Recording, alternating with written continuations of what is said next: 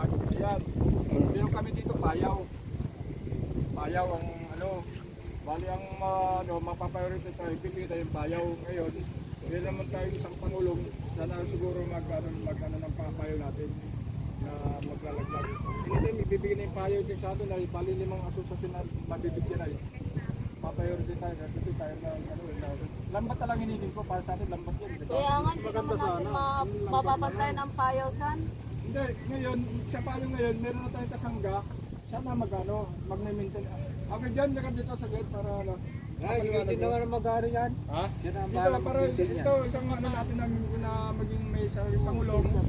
Oo, sige po kayo dyan. Kasi yung payo na yun, baka ilang payo ibibisa na rulo, sana mamahala bilang na natin. Pwede paliwanag mo para tungkol doon sa mga payaw na bibigay lang din sa atin. Yun yung sinasabi ko nung una na dapat tayo makakuha ng talagang ihipin ng taga-tubig. Kasi yung mga nakakaraan, mga kasama ko din ng mga pangulong, talo pa nga nila ako dahil mga dayo sila yung nakakuha nitong mga payaw na yan. Kaya yung usapan namin dapat yan yung target natin.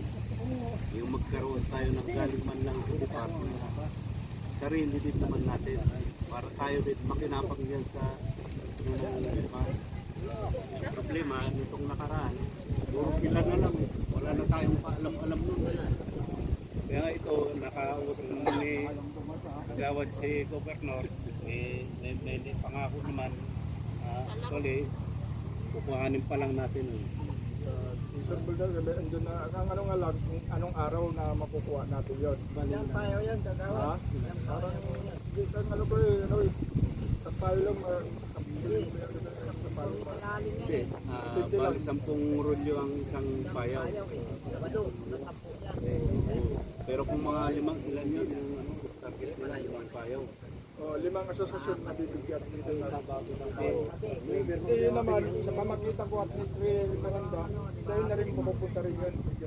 Oo, dahil pag-iisahin natin yung gaya nung nangyari nung nakaraan. Ngayon, ang tanong ko kayo John, para sa kalaman ng mga kasama namin, magkano ba magiging bahagi ng sama sa kalaban ito naglaglag? Para kalaman para sa mga Ang patakaran yan sa mga kuwan yan, sa mga samahan dyan sa iba, saka sa San Antonio.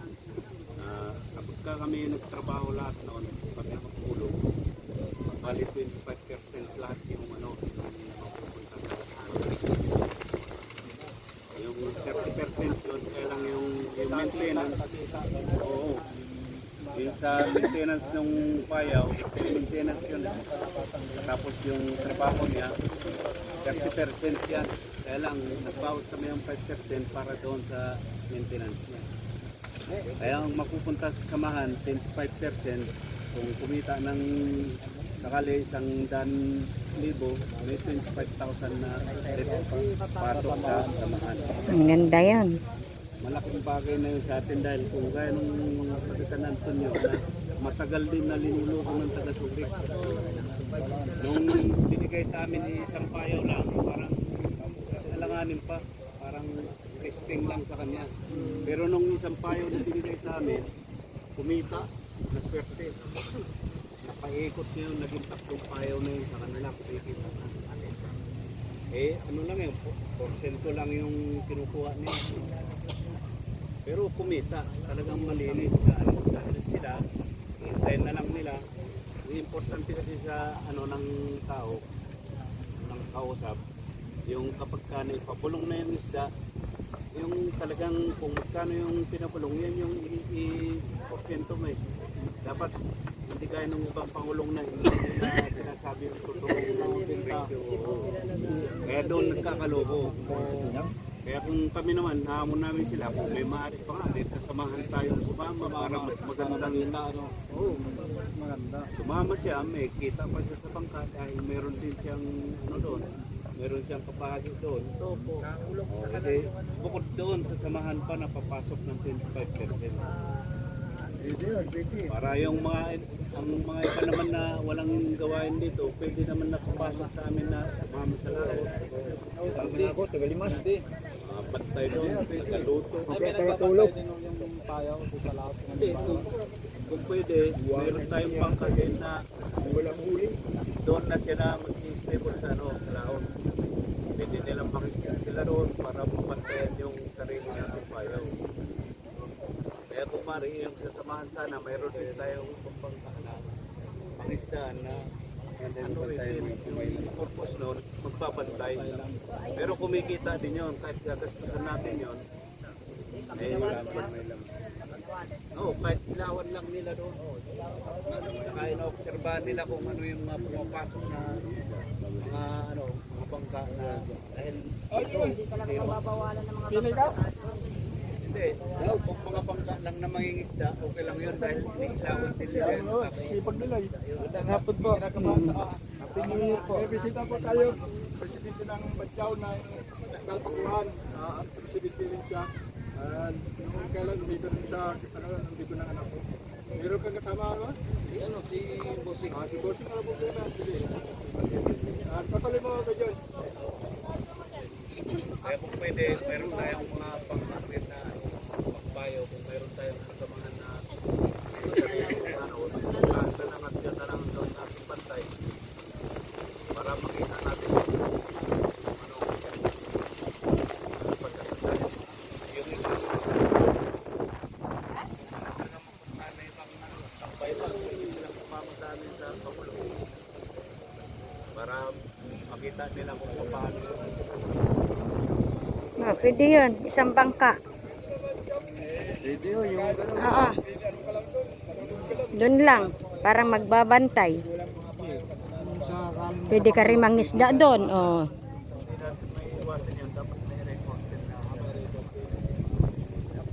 dahil meron kami mga ganyan na message pero kalaunan nakikita meron yung kahit hindi nabangga kapag tayong ganito inilipat yung lalo may nakatali na bangka at hindi Sa malalim, ano? meron kami isang payaw na message sa Kailangan babantayan. labas na may nag-report sa amin na kailangan dalawa payaw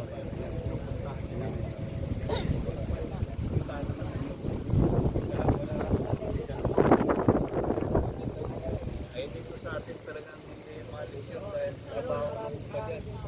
Kasi pinabalikan sila ng mga. Pero nakaprogram din sa satellite mo. Yung pa rin yun. Iba ang pangalan ng Walang kuya. pangalan. Kaya na magkakatiman sa wala pang kaya nun. Yan, karoon ako ng problema ganyan. Tayo ba ito sa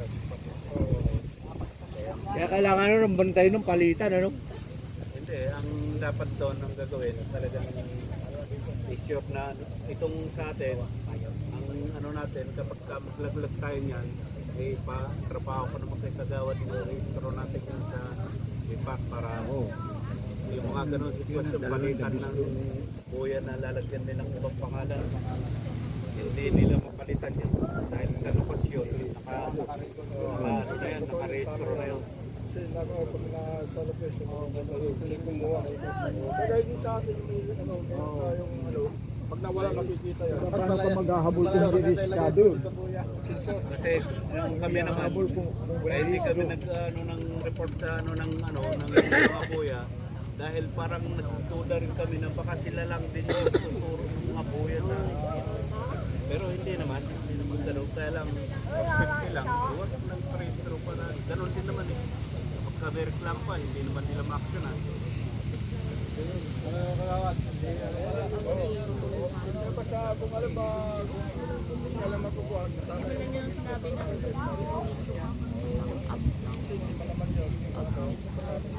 pagkukunin kasama sa mission sa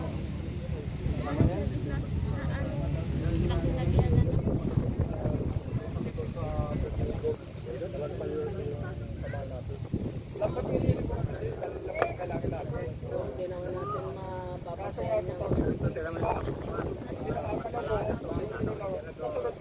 Tayo. Basta gusto ko na lang magka-alam para lahat makamit-kamit yan.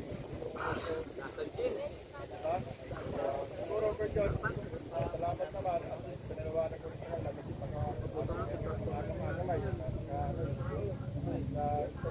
Kailangan namin alam yung sitwasyon doon sa laot. Sa parang ang importante yan yung tiwala. Saka yung sa tao. Yung bantay. Dahil sa pagkagaya doon sa mga ibang samahan na biktima rin ng mga Yung kapitan. parang nakita ko na rin yan na hindi maganda eh. Siyempre, pag nagustuhan nila na may laman na yun, sigurado yan, at walang bantay, sigurado yun. Kulang pa doon yung